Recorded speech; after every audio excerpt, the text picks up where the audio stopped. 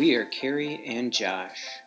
We are sharing things that, in our experience, worked for us and could also work for you. Alright, it's cold. It's a Sunday morning here out on the bike, and the MAF update for the week. It'd be kind of interesting how the MAF updates go, because you just go for time, and it's different this week than last week, because last week I was trying to get the running MAF of 142 as my cap, and that was not working last week. And so in seeing what I've seen online, that sometimes they go with a drop at 10, so 122 to 132 would be my MAF on the bike. So I've been really trying to hold my heart rate at 132 this week, and my virtual distances have been a little lower. You can see that if you look in the blog. Saturday was kind of, the long ride was kind of an anomaly, because I kept looking at my watch and it seemed to keep losing the speed sensor. And so it was blank, and I don't feel like I was putting any less pressure on the ride. And when I've ridden MAF, it's been 27, 28 virtual miles an hour. And this one said it was an average of 25, and it was only 25 miles instead of 28. So I think just losing that speed sensor kind of messed things up. So we're out here for the Sunday ride. We'll see if the 20-minute ride on Sunday at my MAF heart rate does pretty well. But I think MAF is just going to kind of be putting in the work, consistent, lots of work. I'm riding the bike just like I ran more. I'm riding the bike more than I had before. But my legs aren't feeling it. I'm building that base. And then in the spring, we'll add speed work in. So the MAF update is just keep on trucking and check out the bike setup on the workout highlight.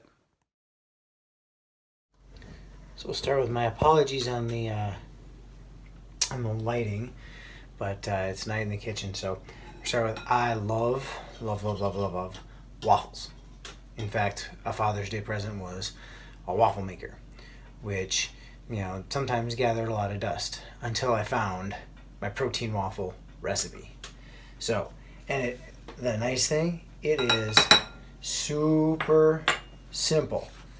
Okay, I put in an egg, I put in 5 ounces of water, I put in 1/4 of a cup of the Orgain, the vanilla protein.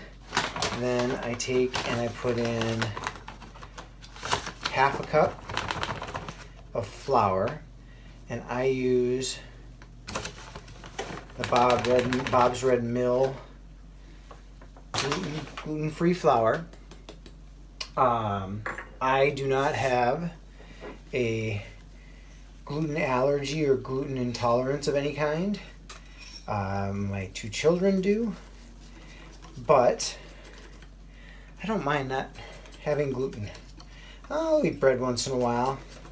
We have a great sprouted bread recipe I might have to throw in here, but it's super simple. So I put in 1/2 a cup of the Bob's Red Mill. So I've got 1/2 a cup of flour, and I just dropped my whisk, so I made a mess. 1/2 a cup of flour, 1/4 cup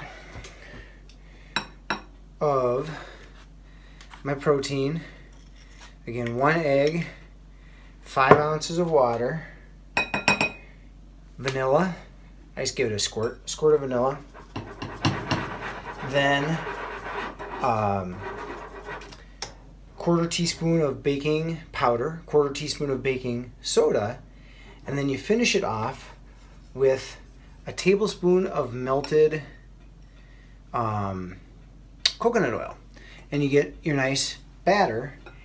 And then I'll show you I've got the 4-paneled, right here, the 4-paneled waffle maker, and that fits exactly on that 4-paneled waffle maker. Gives me 4 waffles. I'm going to try a new recipe tonight, or a new combination tonight. I'll show you.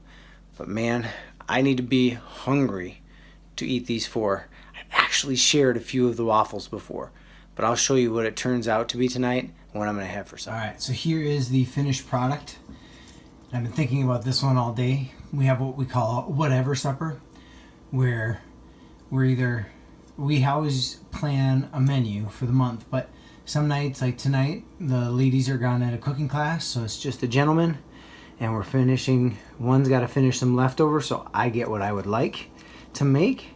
So inside, some peanut butter, sliced up bananas on the top, some strawberry jam, little strawberry banana waffles. Now you can't go wrong with butter and maple syrup, but I've been thinking about a little strawberry banana peanut butter combination all day today. Time to go enjoy. All right, so this week's workout highlight is the bike trainer. Now, I don't have anything fancy, nothing expensive, and I've had this one forever, 5-6 years at least, but I like riding on the bike trainer. Number one, because I go early, and this is a Sunday morning. It's 5:30 in the morning. It's dark. It's snowy. There's no way I'm biking on the roads, so I can be in my garage. So here's my setup. I've got my bike trainer. Got my towel ready.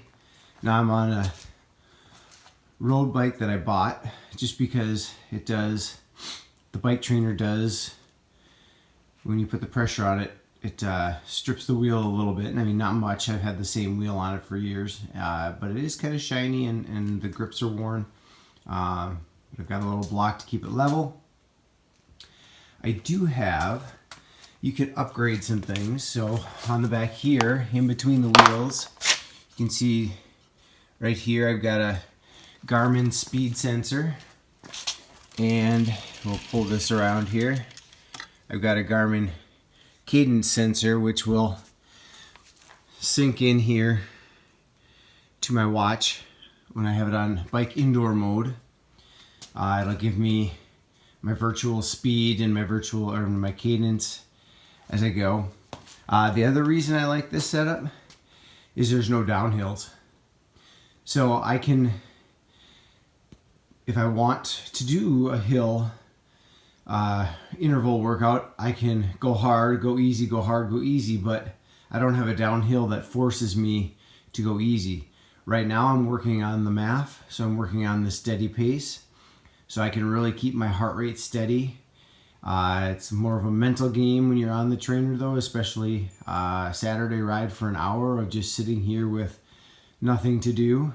Having MAF to focus on does help. So a bike trainer is quite a valuable tool. Even in the summers, I haven't ridden outside other than my races, but I like it because there's a ratio. I think it's like an hour on the bike trainer is like an hour and 10 or an hour and 20 minutes on the road, just because you have that steady pressure and you don't have the hills. So I can get a consistent work in. I can get my intervals in. I can do what my workout intends me to do. So this week's workout highlight is the bike trainer. Our words of wisdom for this week come from Nick Bear. Check him out on BARE. Check him out on YouTube. The guy is a beast.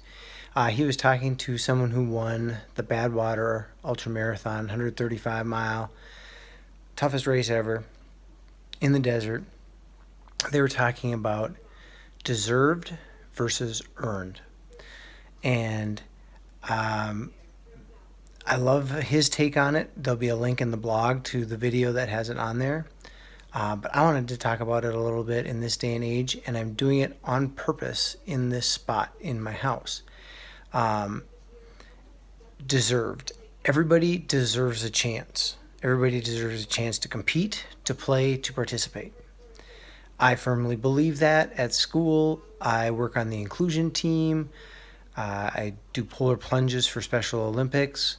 I love that everybody has an opportunity to play, to participate, to try. And that's what you get. Everybody deserves that chance. Now, earned. Success is what's earned. And I'm sitting here and you can see, I know the lighting isn't great, but you can see in the background there's some medals hanging from the wall. Now, I like to do triathlons. If you've been following the blog, you know that. But back when I started, you would get finishers medals. Cross the finish line, get a medal, right? They've been going away from that, which is actually good. Now, I liked it at the beginning because, boy, you worked hard to get to that finish line. So I earned that. And I still love wearing my triathlon shirts. One, because they're like the most comfortable shirts I have. But two, I have a sense of pride. I worked hard to cross that finish line. Okay? Now, I do get the shirt before the race, so you can take that however you want. But I cross the finish line. I work hard in preparation for that race. I sign up. Now, the medals behind me, a lot of them are from triathlons. None of them are participation medals. Okay, they are all medals that came from hard work and that I earned. They're second place in my age group, first place in my age group. We have a high school state championship medal back there. Those were all earned through hard work. Now, I'm going to go off on a little tangent with this that might not be the popular sentiment among people, but in this day and age of participation trophies and everybody gets a ribbon, it takes away from the work ethic. Okay? When I was growing up, when you participated on a team, and I participated in many, you didn't get a ribbon or an award unless you won, took second place, somehow earned it. Okay? That, long ago, was how we built our work ethic. If you weren't happy with not winning, then you put in the work to get better. Now we're so worried about people's feelings and making sure that they feel that they did a good job. It has to be something given. It used to be you gave praise, and if you didn't win, you gave praise and you gave ways to get better. Okay, you did a great job. You worked very hard. All right, now tomorrow we'll come to practice and we'll work to improve so we can be better. But what it is, well, now I can just show up. I coach JV, high school JV baseball. I can just show up to practice. I don't have to work to get better. I deserve to be on the field, right? I deserve to play. Well, you deserve to practice. You have to earn your success to be in the starting lineup on the field. Okay, halfway through games, players will look at me, well, it's my turn to go in, right? Well, no, we're playing to win the game. I will get you playing time, but you might not necessarily get equal playing time as the person who has earned the right to be out there. Okay? It's getting harder and harder for that mentality to stick because everybody comes up and they feel like they should be out on the field. Okay? Everybody's deserved the right to participate, but you got to earn the right to success. That's the words of wisdom for our week. Have a great week. Go out there and see what success. If you want something, go put in the work and earn what you want.